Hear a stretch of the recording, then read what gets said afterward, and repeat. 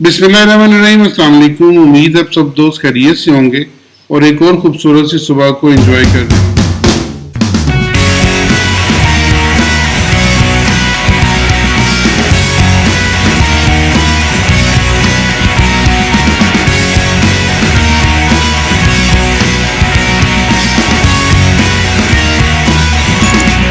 आज हम देखते हैं कि इस हफ्ते में ये जो हफ्ता 17 ऑफ जुलाई से शुरू हो गए और तकरीबन 23 ऑफ जुलाई तक चलेगा।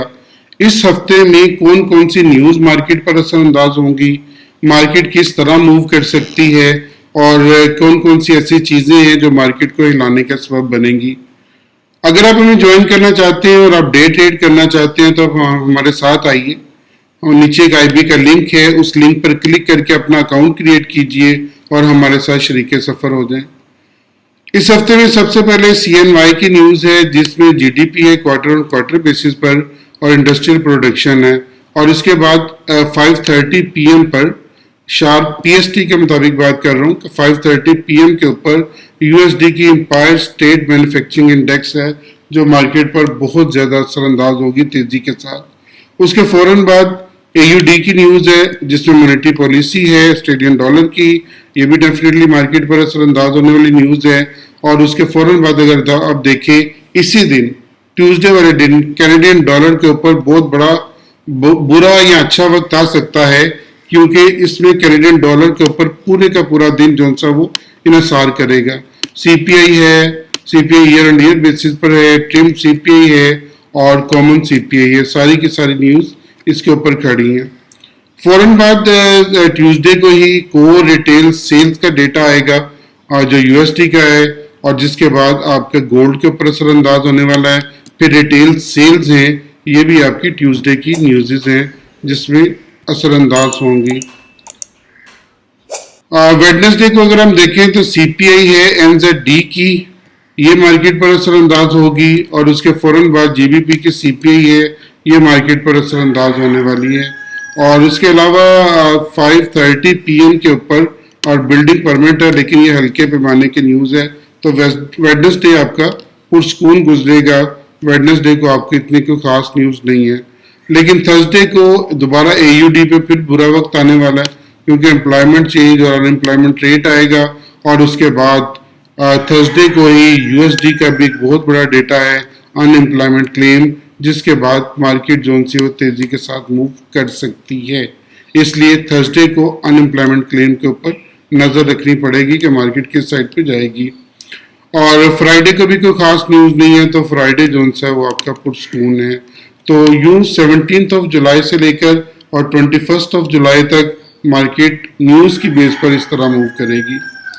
अब चलते हैं और देखते हैं कि इस हफ्ते में गोल्ड हमारा किस तरह मूव करेगा। गोल्ड के ऊपर चलकर अपने एनालिसिस, गोल्ड यहाँ से वापसी का सफर इसका बना हुआ, यहाँ भी क्रिटिकल वे पे है गोल्ड इस वक्त यहाँ पे खड़ा हुआ। तो हमें बहुत एहतियात से इसमें इस वक्त अभी चलना पड़ेगा और ये देखना पड़ेगा क्या यहाँ पे रिट्रेसमेंट लेता हुआ और फिर वापस आएगा, क्योंकि ये रिट्रेसमेंट लेता हुआ लग रहा है कि रिट्रेसमेंट लेकर नीचे आएगा या फिर अभी ऊपर जाएगा। ये एक बहुत बड़ी रेजिस्टेंस मार्केट के सामने बनी हुई है 1963 की।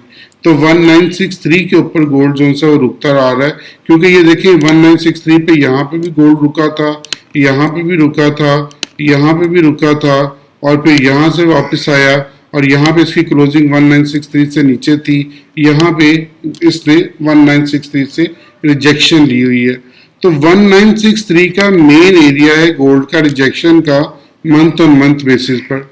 अगर ये मेन एरिया नहीं टूटता तो गोल्ड जोन से वो कहाँ तक नीचे आ सकता है, इसके लिए हमें नीचे चलकर अपने वीकली एनालिसिस पे जाना पड़ेगा और वहाँ पे देखना पड़ेगा कि अब गोल्ड क्या अपनी मूवमेंट करने के लिए जा रहा है। तो चलते हैं वीक के ऊपर और वीक के ऊपर जाकर देखते हैं कि गोल्ड क्या करने की जा रहा है। वीकली चार्ट के ऊपर गोल्ड जोन सा है वो इस वक्त इस लेवल के ऊपर खड़ा है, ये वाले लेवल पे, और एक अच्छी कैंडल इसने पिछले वीक में बनाई है जिसमें अप साइड पे शेडो जोन सा वो बहुत कम है लेकिन डाउन साइड पे शेडो जोन सा वो बहुत बड़ा है।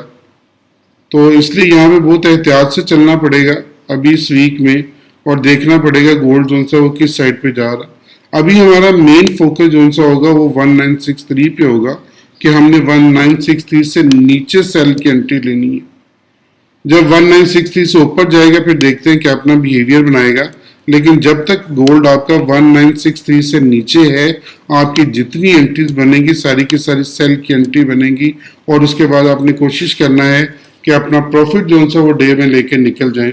अब इसमें लॉन्ग होल्डिंग नहीं बन रही, जब लॉन्ग होल्डिंग बनेगी तो मैं इंशाल्लाह आपको जरूर बताऊंगा, लेकिन वीक के ऊपर गोल्ड जो सा है वो भी हो सकता है कि इसकी थोड़ी सी रिट्रेसमेंट ले इस कैंडल की, और रिट्रेसमेंट लेकर और फिर क्या अपनी पोजीशन बनाता है ये मैं आपको डेली वीडियो में जरूर बताऊंगा। लेकिन आज के दिन में जो गोल्ड है उसका क्या बिहेवियर हो सकता है, आज के दिन में क्या लग रहा है, और मंडे के दिन में गोल्ड किस तरह मूव कर सकता है, उसके लिए डेफिनेटली हमें जाना पड़ेगा 4 आवर के चार्ट के ऊपर, और 4 आवर के चार्ट के ऊपर जाके देखना पड़ेगा कि हमारी इस गोल्ड की मूवमेंट आज के दिन में क्या हो सकती है। बहुत बड़ी रेजिस्टेंस है मार्केट के पास अपसाइड पर, जिसका मैं बार बार जिक्र करता आ रहा हूँ, पीछे जिक्र किया है कि 1963 की। गोल्ड जो सा वो 1963 के ऊपर रुक रहा है और नीचे 1953 को नहीं तोड़ रहा, तो ये रेंज बाउंड हुआ है काफी देर से, यहाँ पे इसको रुके हुए 2 से 3 दिन हो गए हुए। अब गोल्ड या तो आप साइड पे 1963 को तोड़े या फिर 1952 को तोड़े, या तो इन दोनों को तोड़ता हुआ फिर बाद में अपनी नई डायरेक्शन बनाए। लेकिन गोल्ड के पास यहाँ पे एक फेयर वैल्यू गैप पड़ा हुआ है जो उसको फिलअप करना है 1940 तक। तो यहाँ से अगर नीचे देखिए तो गोल्ड 1940 तक आ सकता है, ज्यादा चांसेस हैं कि गोल्ड जोन सा वो 1950 तक आने के ज्यादा चांसेस हैं। अगर आप साइड पे फर्ज करें 1960 को तोड़ जाए, अप साइड पे जाए, तो फिर हम 1985 का टारगेट मार्केट पे अप साइड का देखेंगे। लेकिन जब तक गोल्ड जोन सा है वो इस 1963 को नहीं तोड़ता, हमने कोशिश करना है कि अपनी सेल की एंट्री ढूंढे और मार्केट में सेल की तरफ जाएं, और हो सकता है कि सेल में हमें एक अच्छा प्रॉफिट यहाँ पे डाउन साइड पे मिल सकता है यहाँ तक।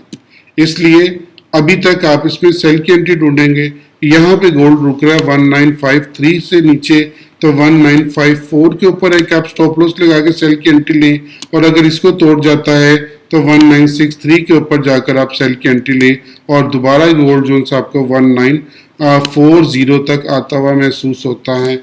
ये जोन सी है गोल्ड की हमारी फर्स्ट आज की इसमें ट्रेड होगी, और अगर 1940 को भी तोड़ जाए तो नीचे 1935 का बड़ा एरिया है जो सपोर्टिंग एरिया है, तो आपका जो स्टॉप लॉस होगा वो 1940, सॉरी टारगेट जो आपका होगा वो 1940 और उसके बाद 1935 का, ये दो आपके एरियाज होंगे जहां पे आप अपनी प्रॉफिट टेकिंग करेंगे।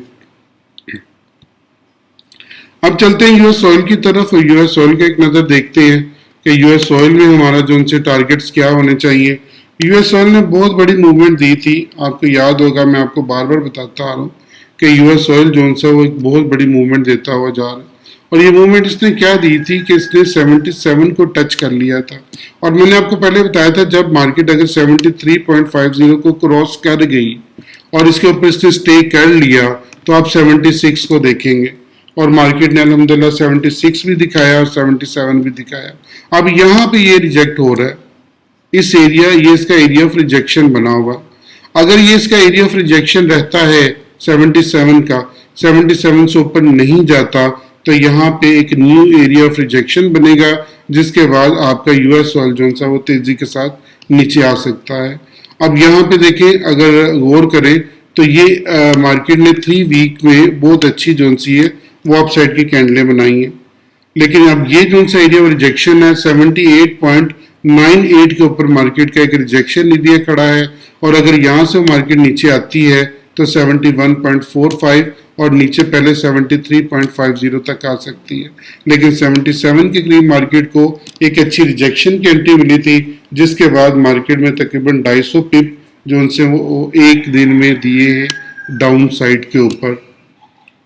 तो इसलिए भी फोकस्ड रहिएगा, और यहाँ पे भी सेल की एंट्री ढूंढेंगे, और सेल की एंट्री ढूंढने के साथ साथ हम कोशिश करेंगे इसको 73.50 पे एक दफ़ा बुक करें, और उसके बाद 71.48 का वेट करें, तो मार्केट इन दोनों को टच कर सकती है। ये इसमें इस वक्त एबिलिटी मौजूद है, इसलिए इसमें भी अभी आप सेल की एंट्री ही ढूंढेंगे और सेल की एंट्री के साथ चलेंगे। अल्लाह ताला आपको बेहतरीन ट्रेड का मौका दे। मुझे अपनी दुआ में ज़रूर याद रखिएगा। मैं आपके लिए बहुत दुआ गो हूँ। अल्लाह हाफिज़।